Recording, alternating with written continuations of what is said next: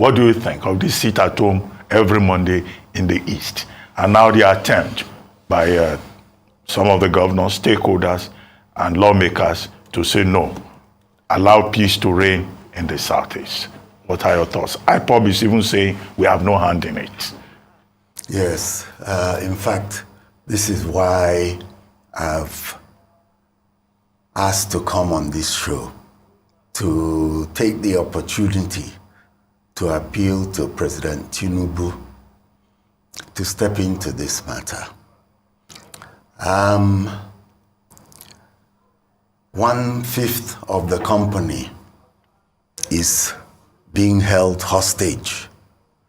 People are not able to go about their business. Children are being flogged. Teachers, they can't go to work. It's really a very terrible and shameful situation. One that affects our economy. It affects the morality of anybody who is aware of what is going on. I feel ashamed, and I know that the president has stated that he wants to tackle security in Nigeria. Well, they are not, they did not kill the school children, but people have been killed for coming out to do business.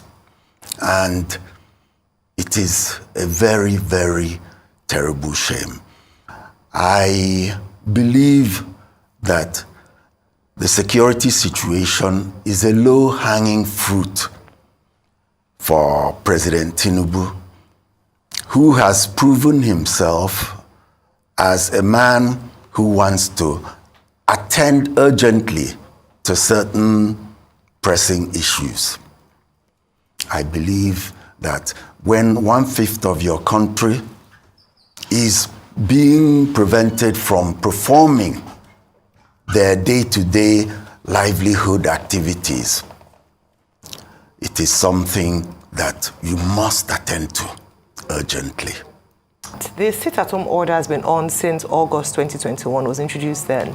And for close to 2 years now, they haven't been able to address this, contain this. I know now you're appealing to the current president, but what lessons can we learn from the previous administration? In your estimation, why have they not been able to contain, this order by people whom, for the residents, are not all inclined to do so, but they are forced to do so? They are killed or their shops attacked if they don't comply. Why has it been difficult to manage this situation? And going forward, what recommendations or perhaps advice would you give to the president? Well, the people carrying out these atrocities say that they want Peter Obi to be released. Nnamdi Kanu. I'm sorry. I have Peter Obi on my mind. They want Nnamdi Kanu to be released. President Tinubu has said he's a law-abiding president, and the courts have said that Nnamdi Kanu should be released. I would like President Tinubu to talk with Nnamdi Kanu, also use diplomatic channels to talk to Britain and to talk to Finland. Why I mention these two countries is because Nnamdi Kanu comes from, has a dual nationality, and one of them is Britain. He lives there for a long time. Ekpa, who is actually more intransigent than Nnamdi Kanu, lives under the shelter of the Finnish government. And I say shelter with deep concern. I would like the federal government, we do not have a minister for foreign affairs, but the federal government through the PERMSEC or whoever is in charge should put diplomatic effort to reach arrangement with these two countries and see what can be done so that the outrageous comments and encouragement being given from Finland by Epa is stopped once and for all. Why I'm suggesting that he should speak to Britain is prior to the release of Nnamdi Kanu, to reach certain arrangements that will not allow Nnamdi Kanu, after he is released, to continue to pour shame and verbal abuse on the nation of Nigeria. Every Nigerian is troubled by some of the comments he has made. My brother was head of state of Biafra. The war is over. Personally, I believe Nigeria is by far a better and larger theater for the Igbo man who loves to travel, to trade, and to carry on his enterprise worldly. We don't want to be restricted solely to the 5 states of the Southeast. We want to be free to travel the world and to be part of the world. So the Igbo man he was an accidental Biafran. When I say accidental, it was that feeling of not being wanted. The killing and the pogrom that took place that saw 80,000 people killed in 1966 left my brother no choice. The people, the National Assembly of Chiefs and Elders within the Eastern region convened and demanded of him that he declare the state of Biafra or that he secede. That is really what led to Biafra coming into reality. Today, Igbos still feel that they are marginalized. They feel that they are not given an equal opportunity in Nigeria. And this is what Nnamdi Kanu fed on, and this is what EPA is feeding on today. And this is at the root of the problems we're having. So I would like Tinubu to keep these things in perspective and see that releasing Nnamdi Kanu will go a long way to bring down the pressure or the appeal of these two characters that want to lure Ndi Igbo from the body of Nigeria, where most of them want to belong. Okay, you've said so much. Prior to this time, there was a meeting with the last administration, which a lot of people thought was going to yield results. Nothing. And since the administration came in, we've not really had, those conversations. I'd like to ask you one. What would be your idea about sort of like a team that can have this conversation with President Bola Ahmed Tinubu in the first place? Because it needs to be had. We can't continue to allow people to lose their lives in the Southeast. We cannot continue to lose revenue for businesses. What would you like, the team to be made up of? And secondly, apart from the release Nnamdi Kanu conversation, what would be other requests that you probably think would be good, for the Igbo people to put at the doorstep of President Tinubu? There are so many things. I think the governors should be part of the team that will talk to the president. All the governors are affected by what we are suffering, directly affected. All the governors in Nigeria? No, all the governors in the southeast. Okay. It's a southeastern phenomenon that I'm talking about. And there are a few other bodies. If I'm invited, I would love to participate. But a body like Ohaneze should be invited. But I was at a meeting yesterday of Ohaneze, just behind your premises here. And I raised this point that security is the most urgent factor affecting the lives and livelihoods of Igbo in the southeastern states. And the President General told me that there is insecurity all over Nigeria, which is a fact. So I don't know what priority he accords to our peculiar situation. If the governors are sincere in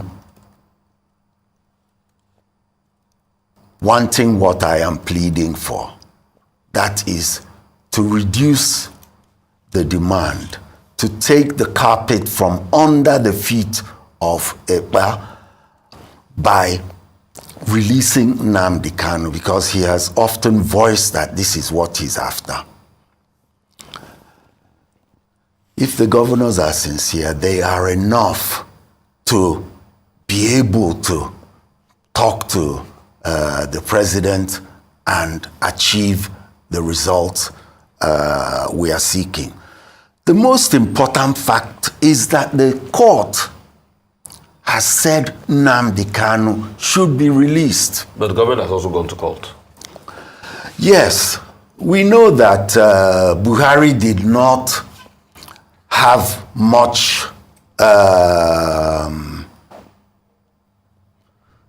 favor towards the Igbos. He called us a spot, a red spot or something somewhere. So really, I never believed Buhari was going to release Nnamdi Kanu.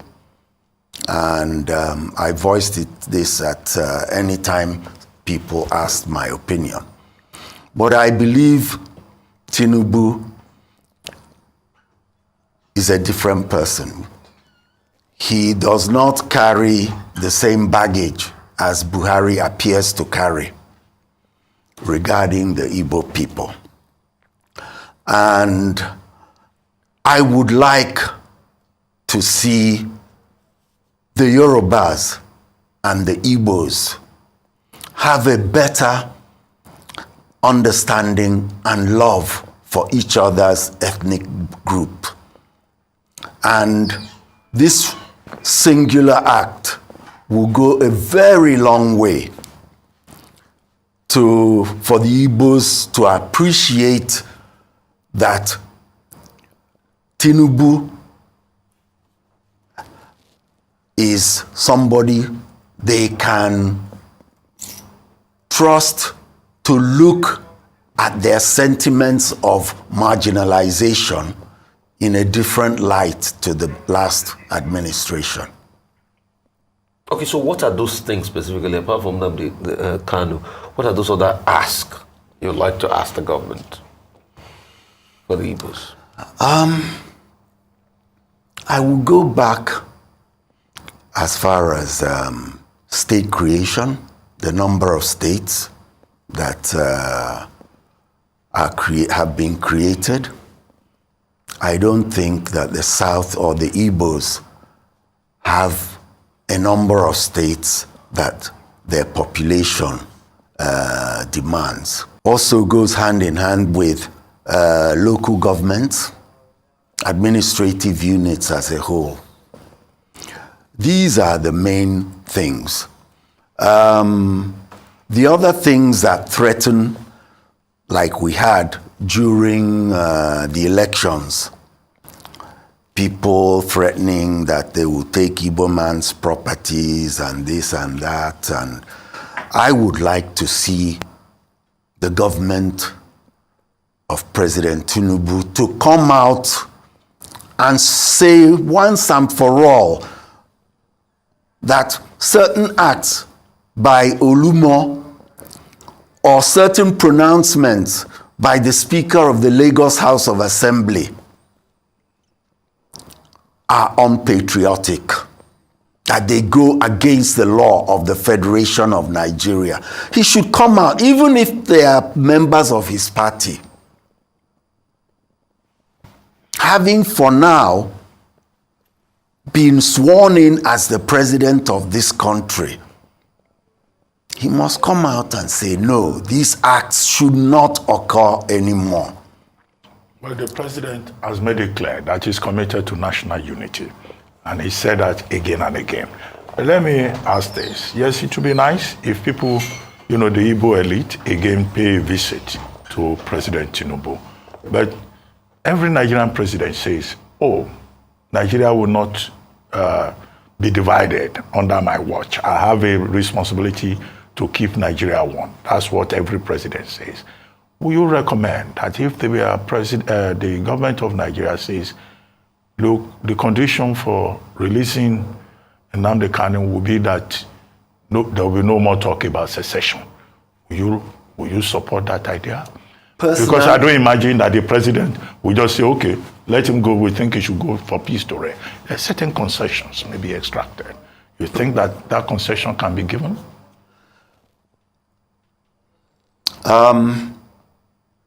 You see, the governors cannot speak for Nnamdi Kanu. I cannot speak for Nnamdi Kanu or EPA. But I'm an Igbo man. I have a forum that I established many years ago on WhatsApp, and I talk to Igbo intellectuals. Most Igbos do not believe in Biafra. Most Igbos do not believe in Biafra. What they are talking about, what they want, is an equal playing field in Nigeria. People are using the fact that the Igbo man does not feel he gets a fair share, does not feel that he is being treated equally. They're using that to paint Nigeria as not good for the Igbo man. If we love being by ourselves so much, why should so many Igbos be in Lagos, Kanu, Abuja, plying their trade? We like to travel, we like to be free to engage in our businesses all over Africa.